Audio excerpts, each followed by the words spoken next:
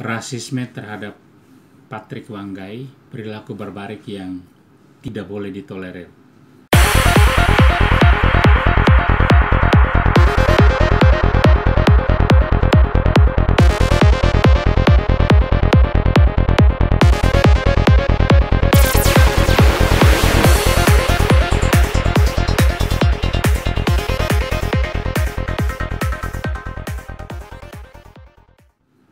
Rekan-rekan, di tengah perhelatan sepak bola tanah air yang memperebutkan Piala Menpora 2021, kita dikejutkan oleh ulah seseorang bernama Maulana 473 di akun IG milik Wanggai yang jelas-jelas sangat barbarik, menghina, dan rasis.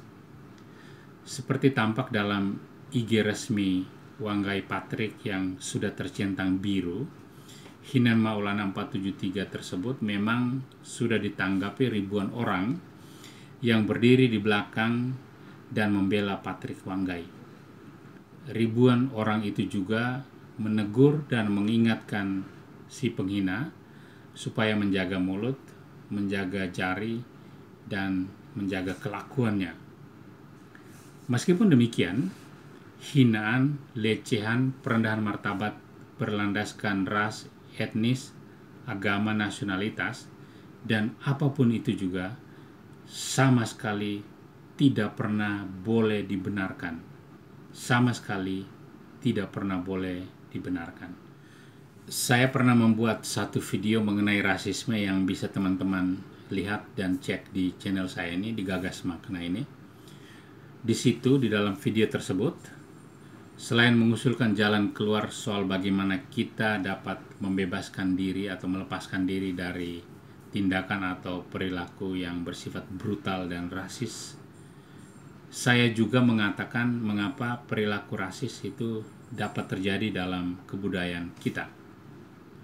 Nah, di dalam video tersebut saya mengatakan bahwa perilaku rasis itu adalah perilaku yang paling primordial dari manusia. Dan itu berhubungan dengan mekanisme evolusi yang lazim terjadi dalam kebudayaan manusia.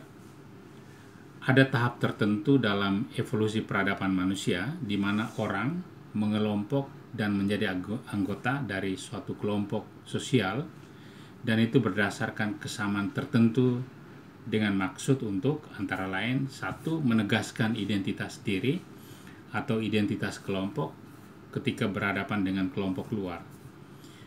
Yang kedua, alasan yang lain adalah supaya para anggota dalam kelompok sosial tertentu tersebut itu menerima pengakuan dan dukungan dari anggota kelompok yang lainnya di dalam kelompok yang sama. Yang ketiga, keanggotaan kelompok itu dimaksudkan sebagai cara untuk bersaing dengan kelompok-kelompok lain di luar. Dan dalam konteks evolusi ini adalah sesuatu yang wajar, karena itu saya menyebut sebagai perilaku primordial manusia.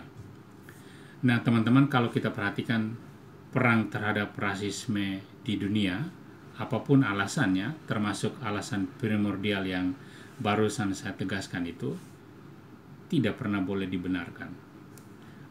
Mengapa rasisme dengan alasan apapun harus dilawan atau harus ditolak? Saya ingin mengajukan dua alasan filosofis sebagai berikut. Pertama, secara etis dan juga didukung oleh filsafat manusia dari aliran humanisme, setiap manusia adalah makhluk individu yang otonom, makhluk individu yang bebas, dan yang memiliki martabat yang luhur dan mulia. Kita semua, sekali lagi, kita semua itu berbagi sifat-sifat kemanusiaan yang sama.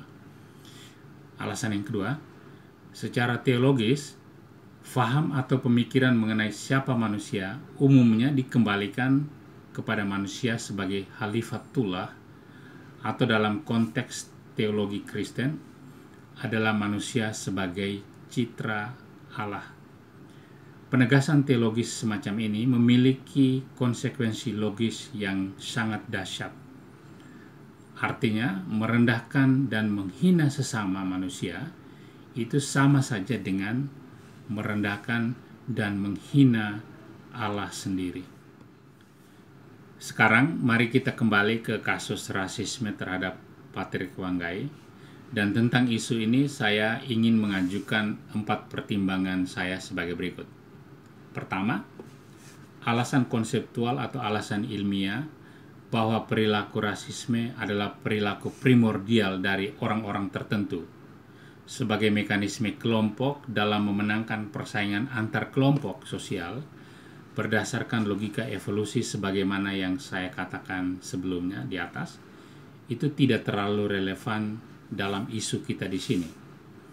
Apalagi kalau kita melihat si penghina dalam hal ini adalah Maulana 473, itu tidak jelas berasal dari kelompok sosial yang mana. Jadi tampaknya saya melihat bahwa si penghina itu punya alasan subjektif tersendiri mengapa dia begitu membenci Patrick Wanggai. Yang kedua, apakah hinan Maulana 473 itu dapat dimanfaatkan menjadi komoditas politik yang pada akhirnya merugikan kita sebagai sesama anak bangsa? Saya melihat adanya kemungkinan ini, apalagi kalau kita mau mengingat luka-luka yang ditimbulkan karena penghinaan atas saudara-saudara kita dari Papua yang terjadi beberapa saat sebelumnya. Itu luka tersebut belum benar-benar sembuh. Dengan kata lain, penghinaan Maulana 473 itu berpotensi memperparah luka yang sudah ada, yang kita sayatkan pada perasaan saudara-saudara kita dari tanah Papua. Ketiga, saya sendiri sebenarnya sangat heran atas perilaku Maulana 473.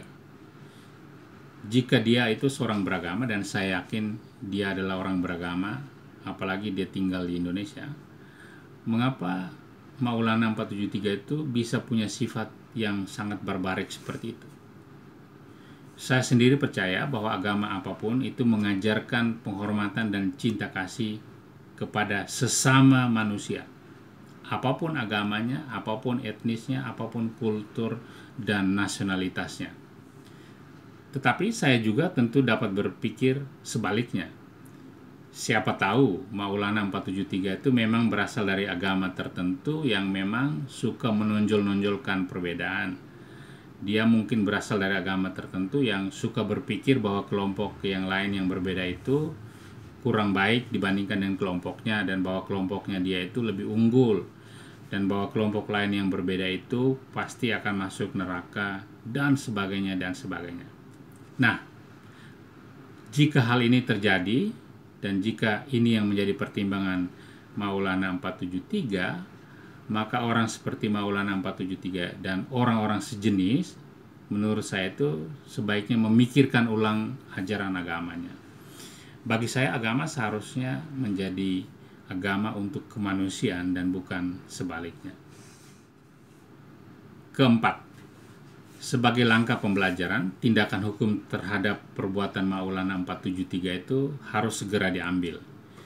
Jika kita merujuk ke Undang-Undang Nomor 40 Tahun 2008 tentang penghapusan diskriminasi ras dan etnis, maka perbuatan Maulana 473 itu jelas-jelas kriminal dan dapat dipidana.